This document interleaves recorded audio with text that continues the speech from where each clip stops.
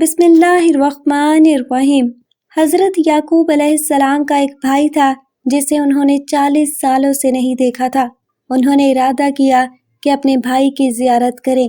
جب ان دونوں نے ایک دوسرے کی زیارت کی تو حضرت اسرائیل کو حکم ہوا کہ دونوں کی جان لے لیں اور ہمیں سپرد کر دیں۔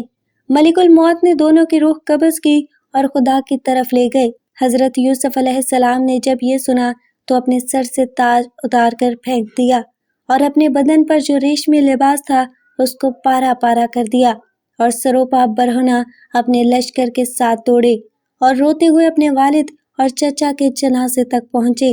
جب ان دونوں کو دیکھا تو غم اور حسرت کی وجہ سے رونے لگے۔ سر اٹھایا اور روتے ہوئے حسرت سے آسمان کی طرف دیکھا۔ یکا یک آسمان کے دروازے کھلے اور انبیاء کی روحیں اور فرشتے ان کی روح کے استقبال کے لیے آئے۔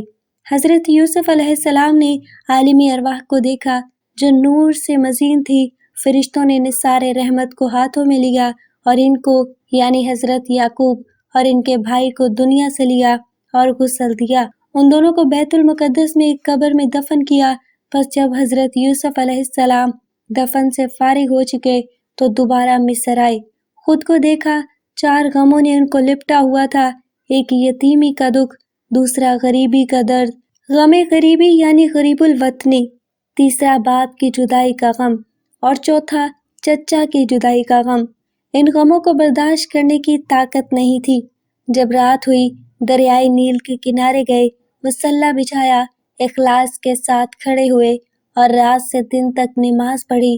آخر میں کہا، اے خدا، تو نے بھائیوں کے مکر سے بچایا، عورتوں کی شر سے خبردار کیا اور زندان سے باہر نکالا اور حکمرانی دی، رسالت اور نبوت کا لباس پہنایا، علم و حکمت سکھایا۔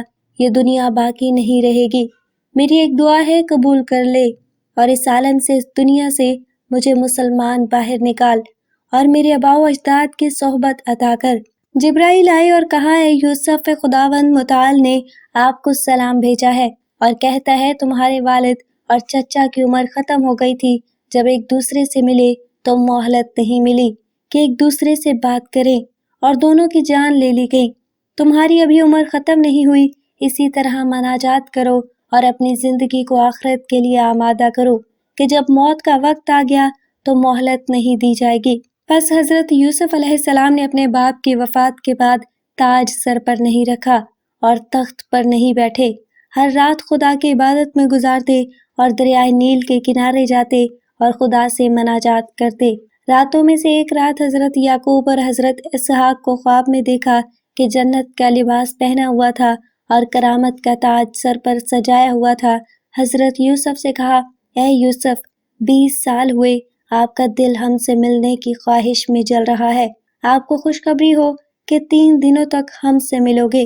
روایت ہے کہ حضرت یوسف نے ان 3 دنوں میں وہاب کو دیکھنے کی خواہش میں اتنی گریہ وزاری کی کہ ان کے والد حضرت یعقوب نے ان 40 سالوں میں ان سے ملنے کی خواہش میں نہیں کی تھی۔ بس تیسرے دن ملک الموت آیا اور کہا، اے یوسف، آپ کی مدت ختم ہوئی، آپ کے آباء و اجداد آپ کے منتظر ہیں اور آنکھیں لگائے ہوئے ہیں تاکہ آپ ان کو دیکھیں۔ پس حضرت یوسف علیہ السلام نے سر تسلیم خم کیا اور ملک الموت نے ان کی جان لے لی۔ جان لینے سے پہلے ان کا دل تیزی سے دھڑکنے لگا تھا اور اعضاء لرزنے لگے۔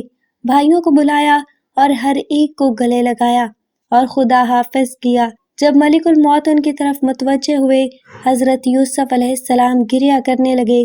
فرشتوں نے صدا بلند کی، مقربین اور روحانیوں گریہ کرنے لگے۔ بھائیوں نے سر میں خاک ڈالی۔ جب ان کی روح جدا ہوئی، حضرت جبرائیل آئے اور جنت سے سفید لباس لائے، انہیں غسل دیا، کفن پہنایا اور تابوت میں رکھا۔ بس زلیخا کو خبر دی گئی کہ آپ کو آرام پہنچانے والا ساتھی دنیا سے رحلت کر گیا ہے۔ زلیخا نے جب یہ سنا، حضرت یوسف کی طرف متوجہ ہوئی اور گریہ کرنے لگی۔ جب تابوت تک پہنچی، تابوت کو لیا اور کہا، اے یوسف، یہ تم جو ہو اتنی جلدی مجھ سے دور ہو گئے، یہ تم جو اچانک میری صحبت سے چلے گئے ہو۔ اپنا سر تابوت سے مارا اور بے ہوش ہو گئی۔ 3 دن اور رات بے ہوش رہی۔ جب ہوش میں آئی، نوحہ کرنے لگی اور کہا، جانتے ہو حضرت یوسف نے آخری وقت اور رحلت کے وقت کیا کہا؟ ان سب نے کہا۔ حضرت یوسف نے فرمایا، اے خدا، اگر تمہارے نزدیک میری اہمیت ہے میری جان لے لے، اس حالت میں کہ میں مسلمان ہوں اور صالحین کی صحبت میں رہوں۔ پھر کیا تھا، زلیخا نے بھی یہی درخواست کی اور کہا ہے خدا میری جان مجھ سے لے لے اور صالحین کی صحبت تک پہنچا دے۔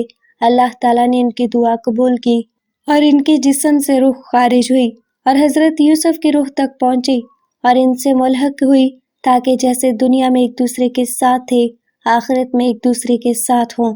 پھر ان کے جنازے اٹھائے گئے، مصریوں کی آہ و فغاں بلند ہوئی، ہر کوئی نوحہ کرتے ہوئے رونے لگا، دفن کرنے کی جگہ میں اختلاف کرنے لگے۔ ایک گروہ نے کہا ان کو قطان کے دروازے کے پاس دفن کرے، بس اللہ تعالیٰ نے دریائے نیل کو خشک کیا اور بزرگان کو الہام کیا کہ دریائے نیل کے درمیان میں دفن کرے، تاکہ جب پانی ادھر سے گزرے اس کی برکات کل عالم اور اس جگہ کے اطراف تک پہنچے۔